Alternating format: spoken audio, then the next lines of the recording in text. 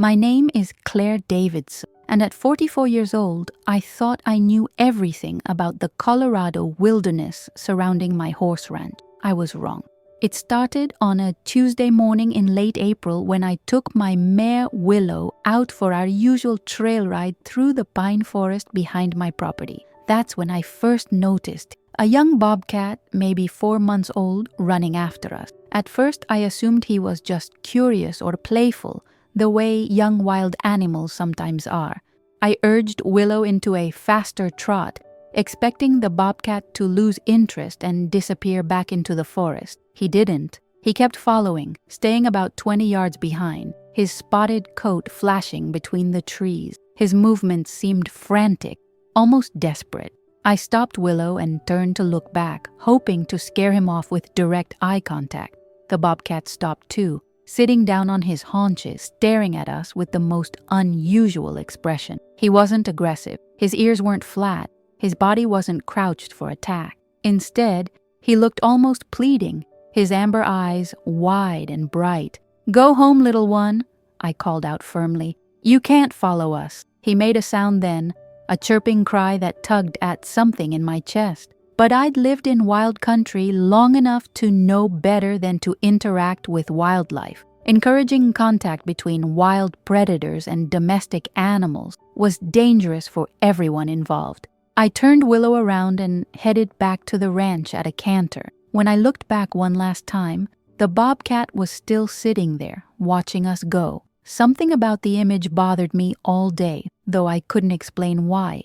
I had no idea that little bobcat was about to change everything I thought I understood about loyalty, survival, and love. The next morning, he was back. I was feeding my 3 horses in the paddock when I spotted him sitting at the fence line, watching intently. My ranch hand, Miguel, noticed him too. "That's strange, Miss Claire," he said, frowning.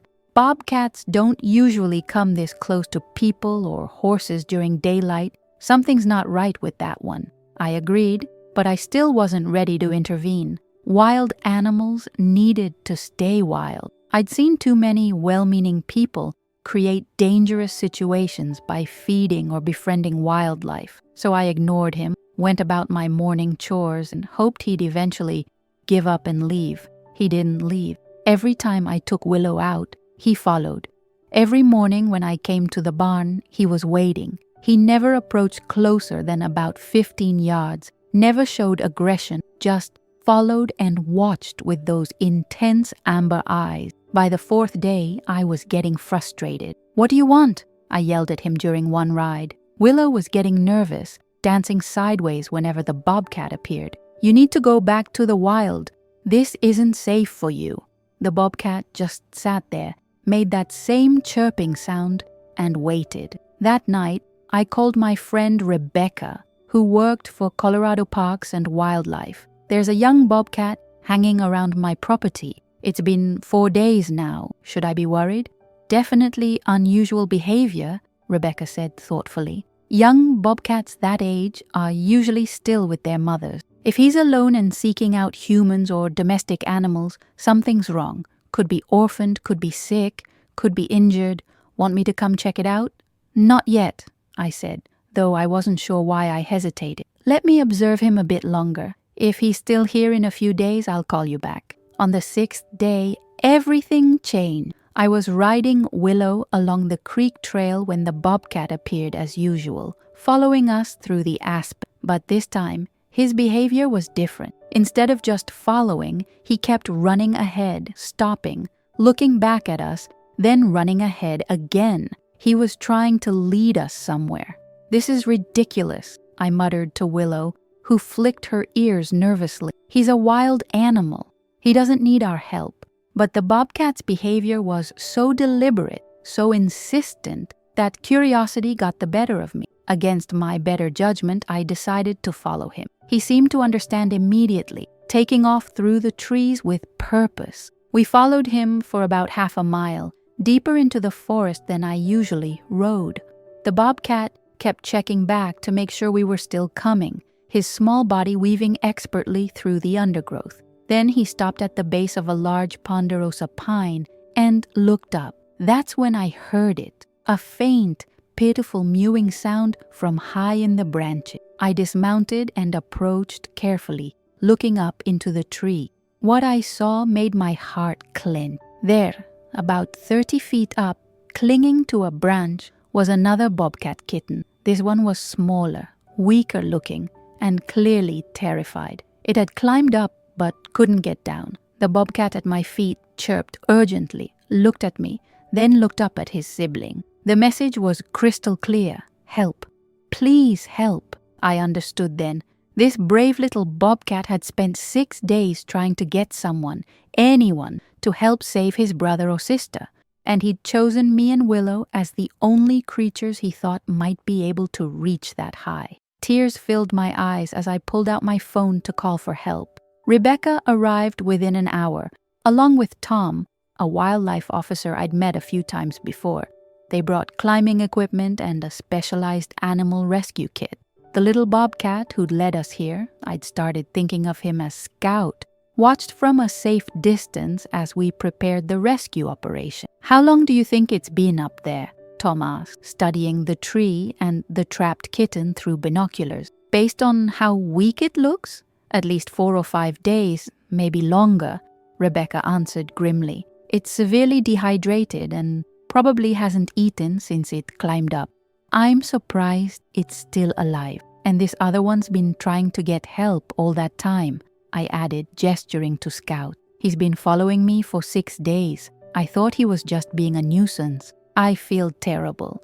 Rebecca put a hand on my shoulder. "You didn't know, Claire, but you followed your instincts today, and that's going to save a life." Tom harnessed up and began climbing the tree. It took nearly 30 minutes to reach the frightened kitten. When he finally secured it in a soft carrier and began descending, I held my breath.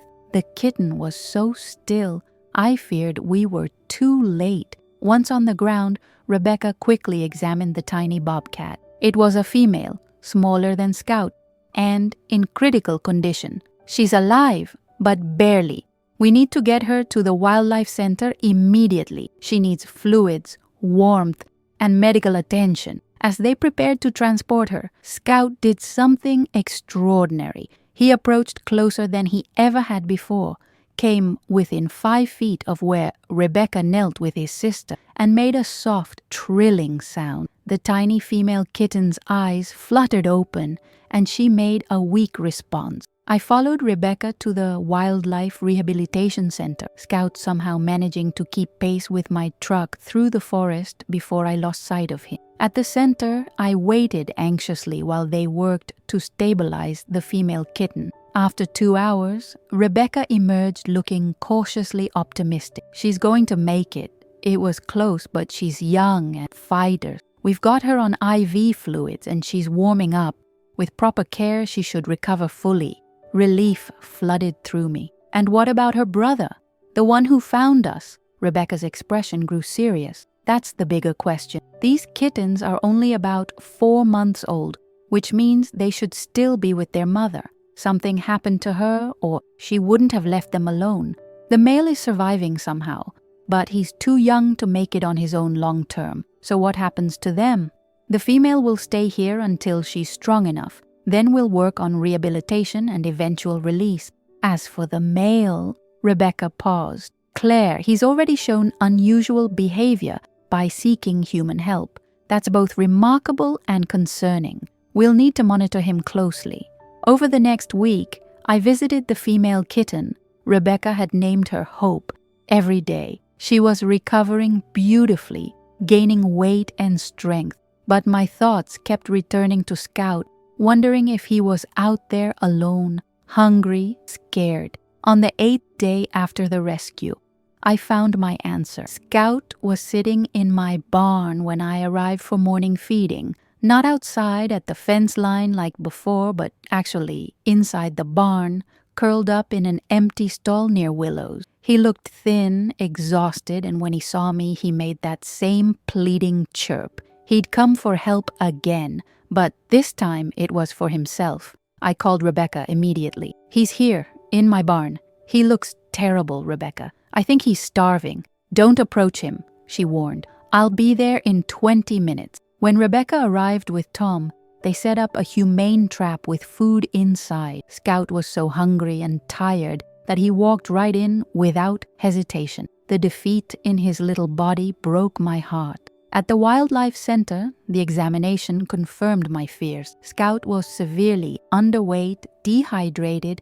and had a minor infection in one paw, probably from stepping on something sharp while desperately trying to survive alone. "He's been doing his best," Rebecca said as we watched him through the observation window, "but he's too young. Without his mother to teach him to hunt properly and protect him, he won't survive much longer in the wild." "What are his options?" Rebecca sighed. "Normally, we'd rehabilitate and release, but Claire, he's already imprinted on humans to some degree. He sought out your help specifically multiple times. That makes him a poor candidate for standard release. He might continue approaching humans or domestic animals, which could get him killed." My stomach sank. "So what then? He can't be released, but he can't stay in captivity forever either, can he?" "There's a third option," Tom interjected. "Educational ambassador programs, facilities that use non-releasable wildlife to teach the public about conservation. Scout could have a good life in a program like that, helping people understand and appreciate bobcats." I looked at Scout through the glass. He was eating ravenously, his small body trembling with the effort.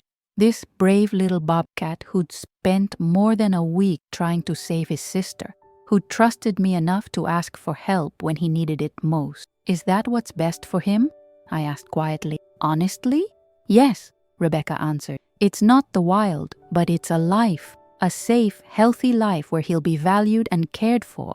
While Rebecca worked on finding the right placement for Scout, he stayed at the Wildlife Center, recovering his health. Hope was there too, in a separate enclosure, growing stronger every day. I visited them both regularly, becoming a familiar face at the center. Scout recognized me every time. Whenever I appeared at his enclosure, he'd perk up, make that distinctive chirping sound, and come to the fence. The staff noticed it immediately. "He's bonded with you, Claire," observed Maya, one of the rehabilitators. "Look how differently he reacts to you versus other people.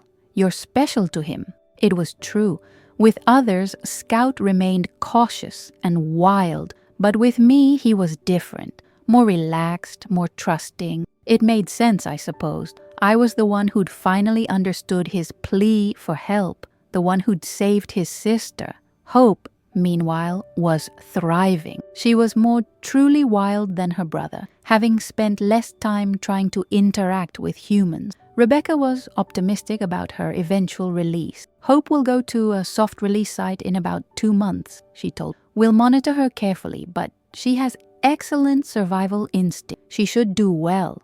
And Scout, I'm still working on it. I want to find him the perfect placement, somewhere he'll be truly valued." One afternoon, I brought my daughter Megan to visit the kittens. She was 22, home from college for the summer, and I'd told her the whole story. When she saw Scout, her eyes filled with tears. "Mom, he's beautiful, and he really does act different with you."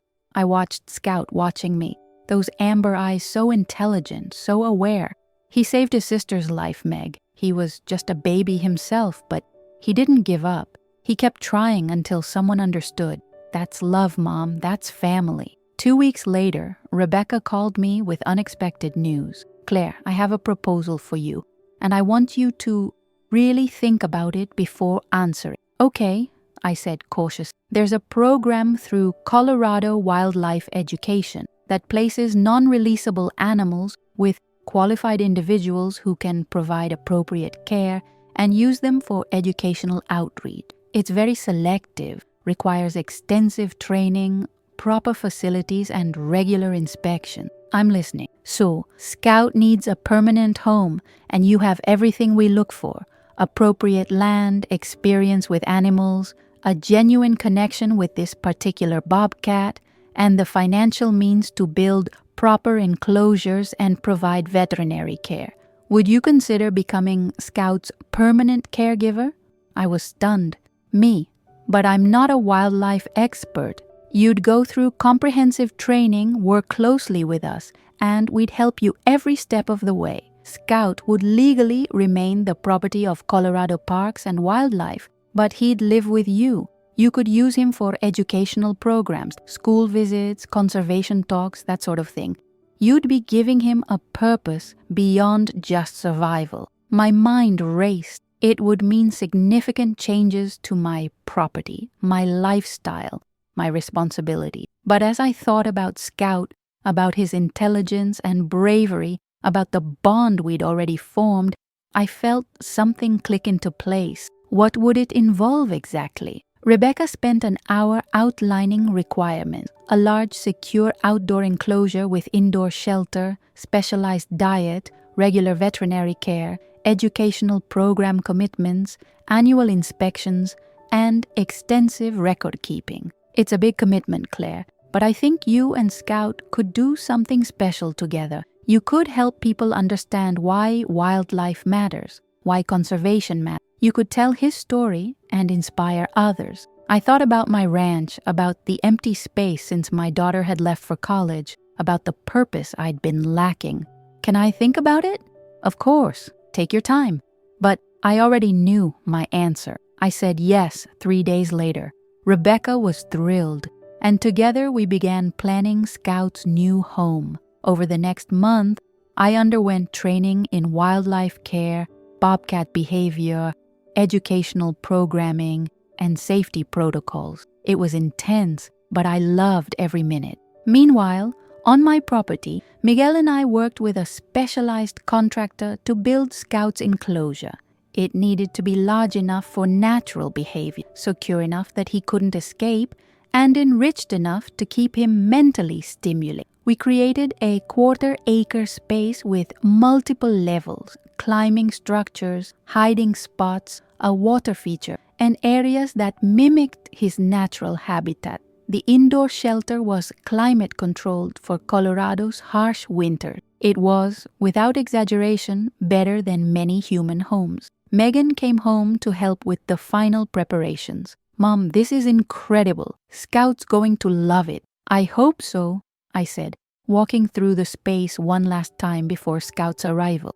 "I want him to be happy, to have the best life possible, even though it's not the wild." Hope had been successfully released the week before at a remote location. Rebecca had sent me photos of her bounding into the forest, healthy and strong. It was bittersweet, wonderful that she could be free, sad that the siblings were separate. But Scout was coming home. The day of his arrival, I was ridiculously nervous. Rebecca transported him in a specialized carrier, accompanied by Tom and Maya. As we prepared to release him into his new enclosure, Rebecca put a hand on my shoulder. "He's going to be confused at first. Give him time to adjust. Let him come to you. Don't force interaction." I nodded, too emotional to speak. We opened the carrier door. Scout emerged slowly, cautiously exploring this new environment. He sniffed everything, climbed the structure, investigated every corner. After about 20 minutes, he finally noticed me standing outside the fence. He came over and made that familiar chirp. "Welcome home, Scout," I whispered. The first weeks were challenging. Scout was clearly confused about his new situation, safer and better fed than he'd ever been, but also confined in ways he didn't fully understand. He'd pace the fence line sometime, looking out at the forest beyond, and my heart would ache. "Am I doing the right thing?" I asked Rebecca during one of her weekly check-ins. "Look at him, Claire." She pointed to where Scout was engaged with a puzzle feeder we'd set up, working to get the food hidden inside. "He's healthy, safe, and mentally stimulated. Could he survive in the wild at this point? Honestly, probably not. He's missed crucial learning periods with his mother. This is his best life now." I worked with Scout daily, building trust and preparing for our educational mission. We practiced basic behaviors for demonstrations, coming when called, touching targets, remaining calm around strangers. Scout was incredibly intelligent and learned quickly. What surprised me most was how he seemed to understand our partnership. During training sessions, he was focused and cooperative. During his free time, he was playful and curious, and when I simply sat in the enclosure with him, he'd sometimes come close, even allowing brief contact. Miguel remained skeptical. "He's still wild, Miss Claire. Don't forget that." "I never forget it, Miguel. That's exactly why we respect his space and his nature." 3 months after Scout's arrival, we did our first educational program at a local elementary school. I brought photos and videos, talked about bobcat ecology and conservation, and answered questions. The kids were fascinated, especially when I told them Scout's story of saving his sister. Scout himself remained at home. We'd work up to live demonstrations slowly, but I could see the impact the story had on the children, how it changed their perspective on wildlife. That night, sitting beside Scout's enclosure under the stars, I felt a deep sense of purpose I hadn't experienced in years. As seasons changed, so did my relationship with Scout. He was now fully grown, a magnificent 30-pound bobcat with the most beautiful spotted coat and expressive amber eyes. But more than his physical growth, it was his personality that truly emerged. Scout had distinct moods and preferences. He loved early morning when the air was cool and crisp. He preferred rabbit to chicken in his diet. He had a favorite perching spot on the highest platform in his enclosure, where he'd survey his territory. And he absolutely loved the enrichment activities I created. Puzzle feeders, scent trails, new climbing structures. We'd progressed to doing live educational programs. Scout traveled in a specialized carrier to schools, libraries, and community centers. During demonstrations, he remained calm and dignified, allowing people to observe a real bobcat up close while I spoke about conservation, habitat preservation, and human-wildlife coexistence. The impact was profound. Children who'd been afraid of wildlife left with respect and wonder. Adults who'd viewed predators as pests began to understand their ecological importance. Scout was an ambassador in the truest sense, changing hearts and minds simply by existing. One program particularly touched me. We visited a school for children with special needs. Many of the kids struggled with social interaction and traditional learning, but they connected with Scout in remarkable ways.